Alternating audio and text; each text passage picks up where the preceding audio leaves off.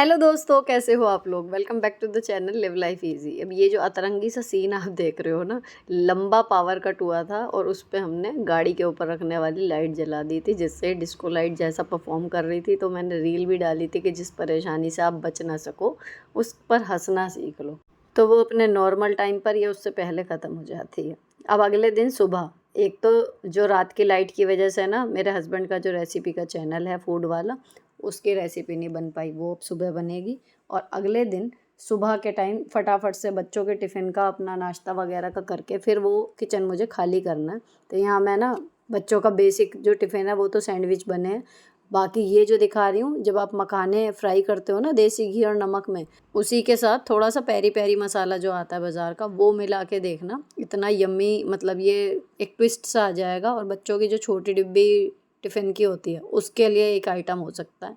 और खाने के बाद ना, मतलब सुबह ही सुबह बहुत ही मज़ेदार लगे बच्चों को। अब बच्चों को स्कूल भेज के जो बेसिक काम थे वो निपट गए। मेरे हस्बैंड अपने फूड चैनल के लिए पनीर लबाबदार की जो रेसिपी आपने इससे पहले देखी है उसे बनाने में जुट गए थे, और मैं अपने घर के कामों में। घर के सारे काम निपटा के अब मैं अच्छे से हो गई थी तैयार। आज मैंने बहुत दिन बाद ऑक्सीडाइज झुमके थोड़े से लंबे वाले और चूड़ियाँ डाली थी ऑक्सीडाइज वाली। येलो कलर आजकल ज़्यादा ही पसंद आ रहा है मुझे।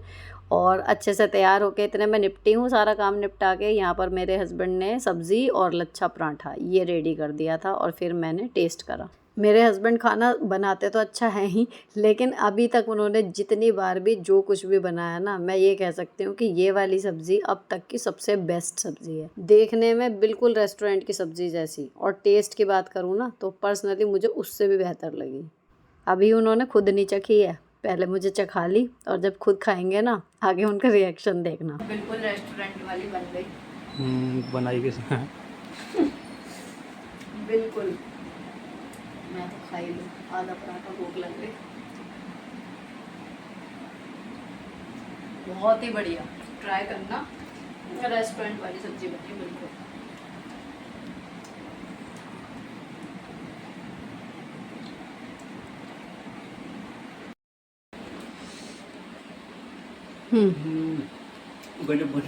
बहुत बढ़िया बनी है सही में। जो शूट के लिए पराठा बना था, लच्छा पराठा, वो अब हमने दोनों ने मिलकर निपटा दिया। अब ये खाना खाने से, चखने से पहले मैंने वहाँ से आके रेडी होके ना पहले सारी किचन साफ़ करी थी, क्योंकि जो इन्होंने बनाई थी रेसिपी तो किचन में तो बवंडर सा मची गया था। वो सब मैंने साफ़ कर दिए, सुबह के बर्तन भी धो दिए थे तैयार होने के बाद। तब हम ये टेस्ट कर रहे हैं। अब नाश्ता अच्छे से हो गया, अपने टिफ़िन में मैं डाल के ले गई थी 2 पराठे और सेक के। और अब मैं ऑफ़िस से पहले जाने वाली क्लिप थी, अब मैं वापस आ रही हूँ। वापस आने के बाद दोपहर में बच्चों के लिए भी सेम लच्छा पराठा बनाने का इनका प्लान था, तो इन्होंने कहा कि आटा गूँथ दो। तो ये था कि अभी मैं बच्चों से कई बार पहले आ जाती हूँ, कई बार लेट होता है, मतलब टाइमिंग ना भी फिक्स नहीं चल रही, सुबह की भी और दोपहर में आने की भी। कभी टाइम से जल्दी भी आधा पौना घंटा आ जा रही हूँ, और कभी मेरे को 4 भी बज रहे हैं। ठीक है, तो यहाँ पर ना अब मैं लच्छे पराठे के लिए बच्चों के लिए आटा गूँथ रही थी। अब इसमें इन्होंने मुझे बता दिया था कि एग्जैक्टली कैसा चाहिए, क्या चाहिए, तो वो मैंने बना दिया। इसकी डिटेल रेसिपी की क्या चीज़ कितनी डलेगी और कैसे क्या ध्यान रखना क्या नहीं रखना, वो आएगी इनके चैनल पे अलग से रेसिपी के हिसाब से। बाकी समझ लो, अगर मोटा मोटा बताऊँ तो नमक अजवाइन का पराठा जैसे होता है ना, समझ लो उसके लिए आटा हम गूँथते हैं, और बाकी मोवन इसमें डलेगा, क्योंकि थोड़ा सा ये है कि डाइजेस्टिव सा हो जाए। और हमने ये मैदे में नहीं बनाया, गेहूं के आटे में ही बनाया था, तो ये भी एक चेंज है। तो बच्चों को मतलब पसंद आ गया। अब इसके लिए सॉफ्ट सा मैंने डो जो है वो गूँथ लिया। उसके बाद पराठा ये खुद बनाएंगे, क्योंकि वो वीडियो में भी शूट होना था। सुबह जो इन्होंने पराठा बनाया है, मुझे नहीं पता कि वो उन्होंने शूट किया था या नहीं किया था, लेकिन अब वो उन्हें वीडियो के लिए भी बना के शूट भी करना है, तो ये पराठे सेकेंगे वो। बाकी मेरा टिफ़िन मैं ले गई थी, मैं वही खा के आई हूँ, तो इन तीनों का लंच रह गया, ये कर लेंगे अपना। तो यहाँ पर मैंने आटा गूँथ के सेट करके ढक के रख दिया, मेरा काम ख़त्म। उसके बाद ही बच्चे आ गए थे, मैं आटा ही गूँथ पाई थी। बच्चों ने आके थोड़ी देर जो है अपने कपड़े वगैरह इतने चेंज किए, इतने फिर पराठे बन गए। अब यहाँ हम क्या कर रहे हैं कि बच्चों को ना इधर पेपर आ रहे हैं, उधर एक्टिविटीज़ चल रही हैं इनकी स्पीकिंग, और दूसरा जो है कोर्स कंप्लीट करवाने के चक्कर में मैम ने बहुत सारा रिटन काम एक साथ दे दिया। तो घूम फिर के मुझे हेल्प करवानी पड़ रही है थोड़ा सा कॉपी में नोट डाउन करने के लिए, तो मैं वही कर रही हूँ ताकि ये याद करने के लिए अपना समय बचा सकें। ठीक है, स्पेशली हिंदी में या एसएसटी में जिसमें बहुत ज़्यादा लेंथी काम होता है ना लिखने का, उनमें थोड़ा-सा ये है कि इनका बहुत टाइम चला जाएगा। अब फ्रेंडशिप डे भी आ रहा है और कांवड़ ब्रेक में इनकी ऑनलाइन क्लासेस स्टार्ट हो जाएँगी, इसलिए ये था कि टाइम से पहले ही ये फ्रेंडशिप बैंड लेने के लिए जा रही हैं। तो मैं इनके साथ जा रही थी कि हम टाइम से पहले ही लेके और अपनी फ्रेंड्स को दे देंगे, कभी बाद में स्कूल में मिलना ना हो और हम कैसे सेलिब्रेट करेंगे फिर फ्रेंडशिप डे। तो ये कल ही दे देंगी। तो फ्रेंडशिप बैंड जब दुकान पे देखे तो इनके ब्रश जो थे वो मिसप्लेस हो रहे हैं या ख़राब हो रहे हैं। इन्होंने कहा ब्रश चाहिए, तो एक हमने ब्रश का सेट लिया, 2 स्केच बुक ली हैं छोटी, ऐसी पर्सनल डूडल वगैरह करती रहती हैं क्योंकि दोनों काफ़ी, और ये लिए फ्रेंडशिप बैंड।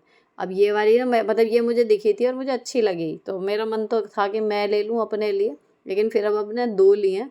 अगर मुझे कुछ करना होएगा तो मैं ऐसे ही, वरना होता ये है कि ले लेते हैं फिर यूज़ होती नहीं। तो मैंने इन दोनों के लिए अपनी तरफ से फ्रेंडशिप डे की एक-एक समझ लो ये स्केच बुक ले ली।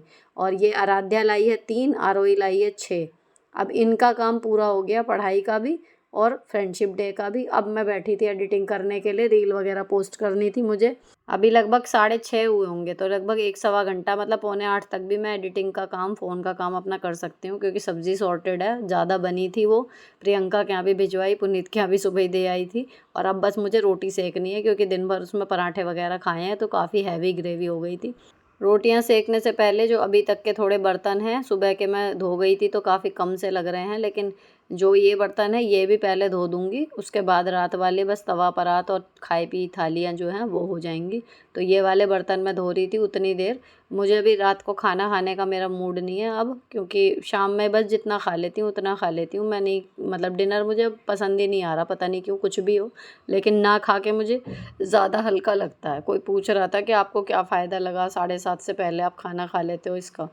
देखो रात को ना बस नींद सुकून की आती है, हल्कापन रहता है पेट में, और मुझे लगता है कि डाइजेस्टिव सिस्टम के हिसाब से भी मुझे फ़ायदा महसूस हो रहा है कि हल्कापन सा रहता है, ब्लोटिंग नहीं होती। और दूसरी चीज़ वही है कि अपनी एज के हिसाब से ना आपको शेड्यूल में चेंज कर लेना चाहिए, अदरवाइज़ आपको फिर शरीर फ़ोर्स करके चेंज करवाएगा, है ना?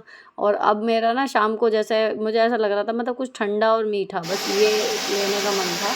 तो आरोही कोल्ड कॉफ़ी बहुत अच्छी बनाती है, तो मैंने उससे कोल्ड कॉफ़ी बनवाई अपने लिए, उसने भी पी।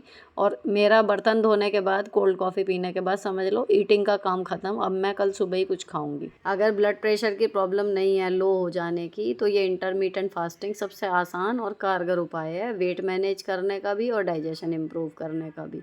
शरीर अपने आप ही अंदर सब कुछ ठीक कर लेता है अगर उसको थोड़ा होश मिल जाए तो। ठीक। तो अब यहाँ पर बस रात की वही किचन क्लीनिंग और टीवी टाइम, इसके साथ ही ब्लॉग ख़त्म हो रहा है। अच्छा लगा हो तो चैनल को सब्सक्राइब कर जाना। मिलती हूँ आपसे नेक्स्ट वीडियो में। Till then bye bye, stay beautiful always.